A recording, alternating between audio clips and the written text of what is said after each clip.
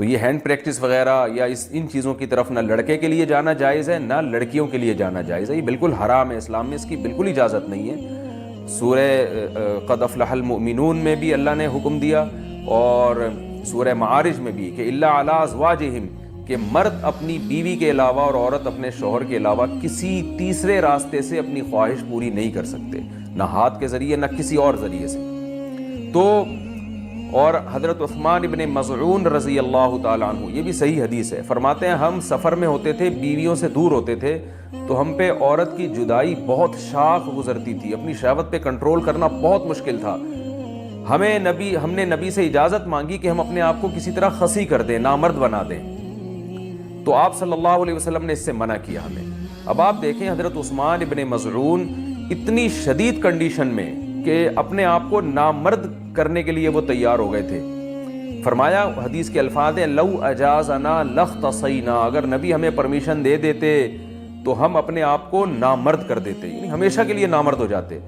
تو اس قربانی کے لیے بھی حضرت عثمان ابن مظعون تیار تھے کہ اتنا خطرہ تھا ان کو، لیکن نہ انہوں نے نبی سے پوچھا کہ کیا میں ہاتھ سے اپنی خواہش پوری کر سکتا ہوں، نہ نبی نے ان کو بتایا کہ تم یعنی ہاتھ کے ذریعے مجبوری میں اپنی خواہش پوری کر لیا کرو، نہ نہ نہ نہ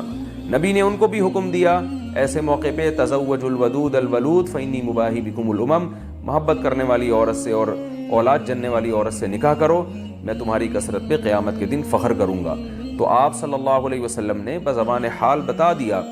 کہ یہ جو اللہ نے تم پر مرد پر اتنی شہوت مسلط کی ہے، خواہش مسلط کی ہے، اس کی وجہ یہ ہے کہ اللہ نسل چاہتے ہیں کہ مرد اور عورت کا ملاپ ہو۔ تو مرد اور عورت کو ایک دوسرے سے دور رہنے کے لیے پیدا نہیں کیا ہے، ملاپ کے لیے پیدا کیا ہے۔ تو اس لیے ملاپ کی ایک ناجائز قسم ہے، ایک جائز ہے۔ ناجائز ہے گرل فرینڈ بوائے فرینڈ، یہ حرام ہے۔ ولا متخذاتی اخدان، ولا متخذی اخدان قرآن کے الفاظ ہیں، کسی لڑکی سے تمہیں دوستی کی اجازت نہیں ہے۔ اور جائز طریقہ کیا ہے جو سورہ مومنون میں اور سورہ معارج میں اللہ نے بیان کیا، الا علی ازواجہم، کہ اپنی بیوی بنا کے اپنی خواہش اس سے پوری کرو، فإنہم غیر ملومین، اور اللہ نے فرمایا یہ لوگ قابل ملامت نہیں ہیں۔ اگر نکاح کے ذریعے آپ خواہش پوری کرو گے تو آپ کو دنیا تو ملامت کرے گی، لیکن اللہ کی نظر میں آپ کو سرٹیفکیٹ مل گیا کہ آپ قابل ملامت نہیں ہیں۔ یہی وجہ ہے کہ علماء نے لکھا ہے کہ جو بیوی کے ذریعے بھی اپنی خواہش پوری کرے نکاح کر کے، اسے ملامت کرنا، اسے تانا دینا، اس پہ کفر کا خطرہ ہے، کیونکہ اللہ نے اس کو سرٹیفکیٹ دے دیا ہے کہ بھئی یہ قابل ملامت نہیں ہے۔ تو اپنی جانوں پہ ہم سب کو رحم کرنا چاہیے۔ زنا معاشرے میں بہت تیزی سے پھیل رہا ہے، کو ایجوکیشن سسٹم نے تو ہمارے فیملی سسٹم کو تباہ و برباد کر دیا ہے۔ تو اللہ میاں نے جو اجازت دی ہے الا علی ازواجہم او ما ملکت ایمانہم، اور کیا فرمایا فمن ابتغى وراء ذلک، جو نکاح کے علاوہ، اللہ نے ذالکہ جو ہے نا اس میں اشارہ ہے، ہاتھ سے اشارے کے وقت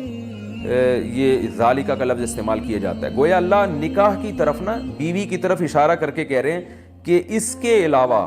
کوئی اور راستہ اگر تم نے اختیار کیا، یہ کیوں گویا ہاتھ سے اشارہ کیوں؟ پتہ چل جائے بس یہی حلال ہے، ہینڈ پریکٹس حلال نہیں ہے تمہارے لیے، اسی طرح کسی اور راستے سے اپنی خواہش پوری کرنا حلال نہیں ہے تمہارے لیے۔ اس لیے اللہ نے بتایا صرف یہ بیوی ہے، صرف یہ ہے، اس کے علاوہ کوئی بھی راستہ اختیار کرو گے فَأُولَئِكَ هُمُ الْعَادُونَ، یہ لوگ اللہ کی حدود کو توڑنے والے ہیں۔